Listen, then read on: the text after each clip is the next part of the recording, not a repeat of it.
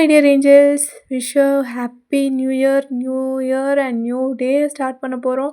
And இந்த year எல்லாருக்கும் நல்லபடியாக எல்லாம் நல்லதாகவே நடக்கணும்னு நான் வேண்டிக்கிறேன். எஸ், ரொம்ப நாளுக்கு அப்புறம் நாம் வி ஸ்டைலிஸில் ஒரு சின்ன குட்டி ஸ்டோரி பார்க்க போகிறோம்.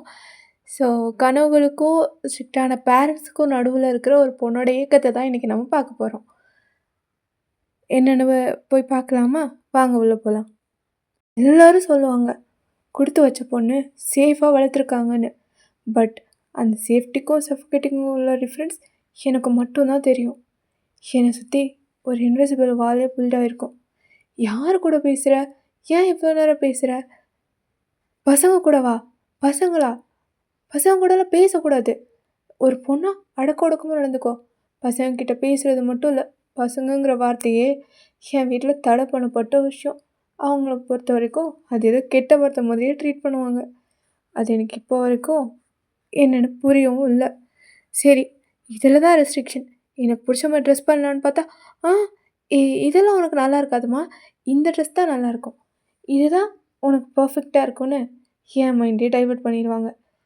அவங்கள பொறுத்த வரைக்கும் நான் மற்றவங்க முன்னாடி என்னை எப்படி காட்டிக்கிறேங்கிறது தான் முக்கியமே தவிர, நான் கம்ஃபர்டபுளாக அந்த ட்ரெஸ்ஸில் இருக்கேனான்னு யாருக்கும் இங்கே தோன்றதே இல்லை. இப்படியே எனக்காக இல்லாமல் அவங்களுக்காக சாய்ஸாகவே வாழ்ந்துட்டேன். ஒரு பொம்மை மாதிரி அவங்க காட்டின வழியில் நடந்து நடந்து நடந்து என் காலு தான் வலிக்குது. இந்த ஓவர் ப்ரொடெக்டிவ் பேரண்டிங்னால் நான் என்னெல்லாம் இழந்து தெரியுமா? Good friends, great opportunities and mainly என் செல்ஃப் கான்ஃபிடென்ஸ். எனக்குன்னு ஒரு ஃபேஷன் இருந்துச்சு, ஒரு கனவு இருந்துச்சு. ஆனால் அதை சொன்னால் இதெல்லாம் நம்ம குடும்பத்துக்கு செட் ஆகாது. படித்தோமா, ஒரு வேலைக்கு போனோமா, அதை பார்த்துட்டு இன்னொரு வீட்டுக்கு போனோமா இருந்து சொல்லிடுவாங்க. புது விஷயங்களை ட்ரை பண்ணணும்னு நினைப்பேன். ஆனால் எனக்குள்ளே ஒரு பயம் இருந்துச்சு. ஏன்னா தப்பாயிடுமோன்னுலாம் இல்லை, தப்பாயிடும்னு அவங்க திட்டுவாங்களோன்னு தான். இதுக்காகவே பொய் சொல்ல ஆரம்பித்தேன். நிறைய விஷயங்களும் மறைக்க ஆரம்பித்தேன். எனக்கான கனவுகளையும் எனக்குள்ள புதைக்க ஆரம்பித்தேன். கடலெல்லாம் வலி என் மனசுக்குள்ளே இருந்தாலும் எல்லார் முன்னாடியும் ஐ ஆம் ஓகே அப்படின்னு ஒரு சின்ன ஸ்மைலோட நடிக்க ஆரம்பித்தேன். அப்போ தொடங்கினது தான். எனக்கு பிடிக்கலன்னு கூட எடுத்து சொல்ல முடியாமல் அவங்க எதை கொடுத்தாலும் அப்படியே அக்செப்ட் பண்ணிக்கிட்டு எல்லாமே எனக்கு பிடிச்ச மாதிரி நடிக்க ஆரம்பித்தேன். அவ்வளோதான், இட் எண்ட்ஸ் ஹியர். இவ்வளோ நாள் நல்ல பொண்ணுன்னு பேர் எடுக்க என்னை நானே தொலைச்சேன். ஆனால் யாருக்காக? அவங்கள திருப்திப்படுத்துறதுக்காக என் வாழ்க்கையை நானே பலிக்கடாக்கிட்டேன். அப்படிங்கிறத இப்போ தான் ரொம்ப லேட்டாக நானே ரியலைஸ் பண்ணுறேன்.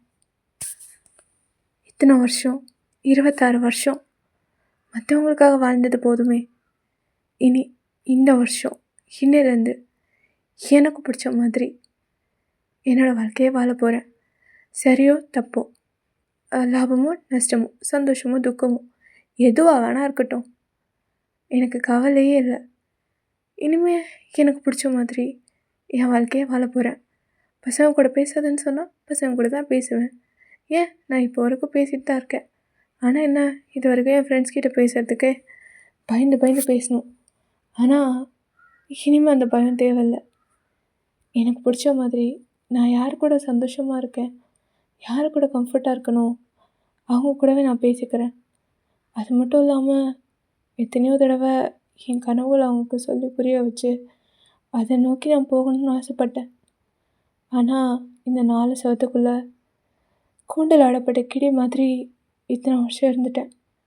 இனிமேல் அந்த கூண்டு எப்போ திறக்கும்னு வெயிட் பண்ணுறதை விட்டுட்டு அந்த கூண்டை உடைச்சிட்டு நானே வெளியே வந்து ரெக்க கட்டி பறக்க போகிறேன். இந்த நாள்லேருந்து எனக்கான வாழ்க்கையை எனக்கு பிடிச்சவங்க கூட எனக்கு பிடிச்ச மாதிரி வாழ போகிறேன். அதே மாதிரி நீங்களும் உங்கள் லைஃப்பை உங்களுக்கு பிடிச்ச மாதிரி வாழுங்க.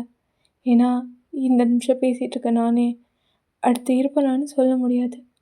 வாழ்க்கையில் எப்போது என்ன நடக்கும்னே தெரியாது. இன்றைக்கி இருக்கிற நாம் நாளைக்கு இல்லாமல் கூட போகலாம். அதனால் இருக்கிற இந்த நிமிஷம், இந்த நொடி நமக்கு பிடிச்சவங்க கூட நம்ம ஜாலியாக வாழ்ந்துட்டு எப்போ கடவுள் கூப்பிட்றானோ அப்போ அவங்ககிட்ட போயிடலாம். So once again happy new year. இது உங்களுக்கு பிடிக்கும் நம்புகிறேன். அடுத்த கண்டென்ட்டில் மீட் பண்ணுறேன். Until then this is bye from Abhi. Bye.